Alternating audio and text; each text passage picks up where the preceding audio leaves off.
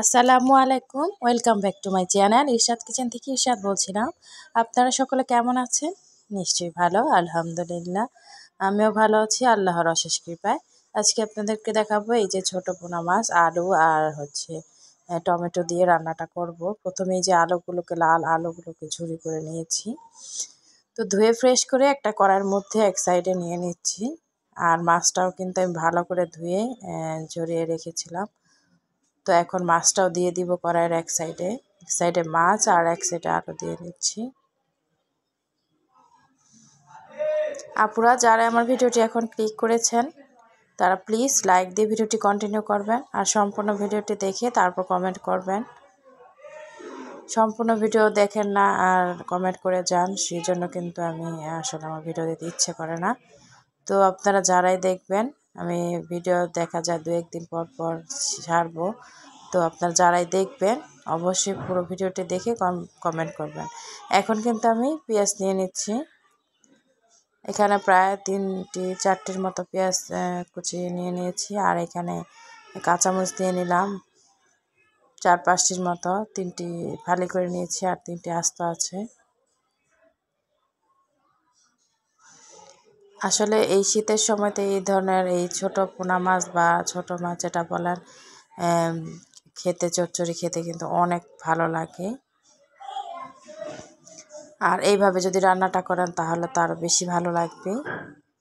দিয়ে দিলাম হলুদের গুঁড়ো 1 চা চামচ পরিমাণ, আর আরও আধা চা চামচ হলুদের গুঁড়ো দিয়ে দিয়েছি যেহেতু আলু দিয়েছি। আর এখানে মরিচের গুঁড়ো দিয়ে দিলাম 1.5 চা চামচ পরিমাণ।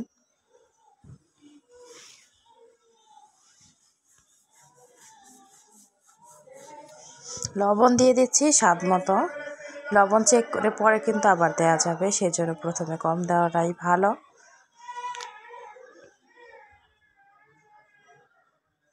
এখন আমি দিয়ে দিচ্ছি তেল, এই যে হাতের আন্দাজে কিন্তু দিচ্ছি তেলটা।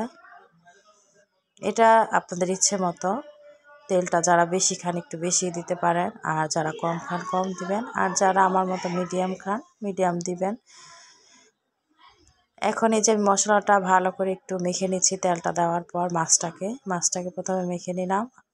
মাছটা মাখার সময় অবশ্যই একটু আলতো করে মাখতে হবে, জোরে জোরে ঠেসে মাখবেন না। এই যে এখন কিন্তু আলুর সাথে মাছটা আবারও আলতো করে মেখে নিচ্ছি। আসলে গুঁড়ো মাছ হাতে মাখানোটাই কিন্তু আসল, প্রায় 5 মিনিট ধরে ভালো করে মেখে নিতে হবে।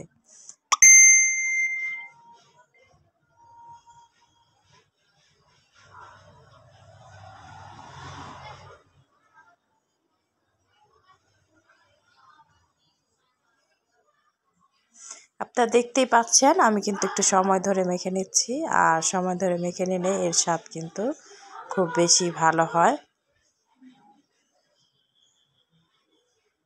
রান্না তো আমরা অনেকেই করি তাই না, কিন্তু রান্নায় কিন্তু অনেকটাই ডিফারেন্স থাকে। সেটা হচ্ছে এই যে মাখানোটা সময় ধরে। আবার এই যে এখানে কিন্তু টমেটো দিয়ে দিলাম একটি। টমেটো চাইলে আপনারা আরও একটি দিয়ে দিতে পারেন। এখন আমি অ্যাড করে দেব পানি। পানিটা কিন্তু পরিমাণ মতো দিতে হবে।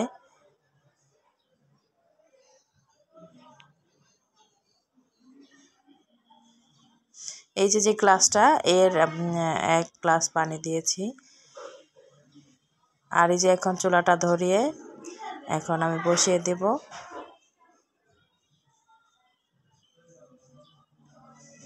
এই তো, আর চুলার তাপটা কিন্তু হাই হিটেই দিব। এখন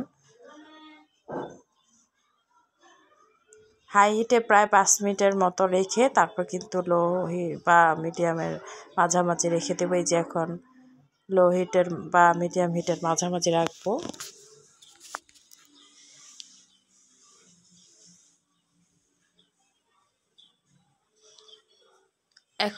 এখন আমি আলতো করে এক পিঠ থেকে আরেক পিঠ একটু উল্টে দিচ্ছি, যাতে করে আলু আর মাছ ভালো করে সেদ্ধ হয়। দেখা যায় এক পিঠ সেদ্ধ হলে আরেক পিঠ সেদ্ধ হবে না, সেজন্য একটু হালকা করে যাতে করে মাছ ভেঙে না যায় সেভাবেই কিন্তু এভাবে দিয়ে দিয়েছি।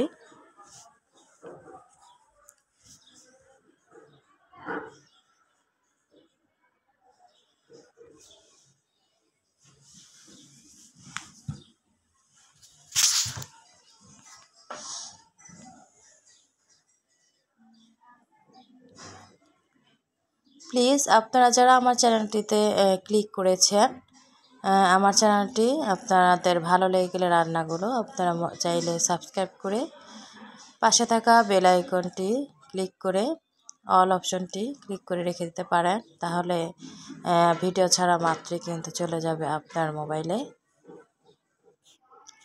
এই যেভাবে প্রায় 10 মিনিটের মতো রান্না করলাম, তারপর কিন্তু দিয়ে দিলাম ধনিয়া পাতা কুচি। আর এই গুঁড়ো মাছে যদি ধনিয়া পাতা কুচি না দিই তাহলে কি হয় বলেন তো? এটাই কিন্তু স্বাদটা অনেক গুণ বাড়িয়ে দেয়। ধনিয়া পাতাটা দেওয়ার পর আমি আরও 5 মিনিট এভাবে শুকিয়ে নেব, পানিটা একেবারে শুকিয়ে চটচড়ি করে নেব। আর এই পোনা মাছ রান্না যখন করছি সেদিনই কিন্তু একটু কলই শাক রান্নাই করতে হবে, তাহলে কিন্তু কলই শাক আর এই পোনা মাছ একসাথে ভাত খেতে কিন্তু অনেক গুণ ভালো লাগে বেশি। আমার কাছে, আপনাদের কাছে কেমন লাগে তা তো আর আমি জানি না, তবে আমার কাছে ভালো লাগে, তাই কিন্তু আমি মাছের সাথে শাকও রান্না করে নিয়েছিলাম। দেখুন একেবারে কমপ্লিট। এই যে একটা কিনার দিয়ে লালচে কালার মানে হয়ে এসেছে, আর একটা সুন্দর ঘ্রাণ ছড়াবে, তার মানে হয়ে গিয়েছে। আর এই যে শাকটাকে কিন্তু পেঁয়াজ কাঁচামরিচ দিয়ে আগে একটু সেদ্ধ করে নিলাম, তারপরে আদা কুচি দিয়ে আর পেঁয়াজ ভাজা আর শুকনো মরিচ ভেজে দিয়ে দিলাম শাকের মধ্যে। এবারে তো শাকটা আরও 2-1 মিনিট রেখে ভেজে নেব। কলই শাক রান্না করতে কিন্তু বেশি টাইম লাগে না।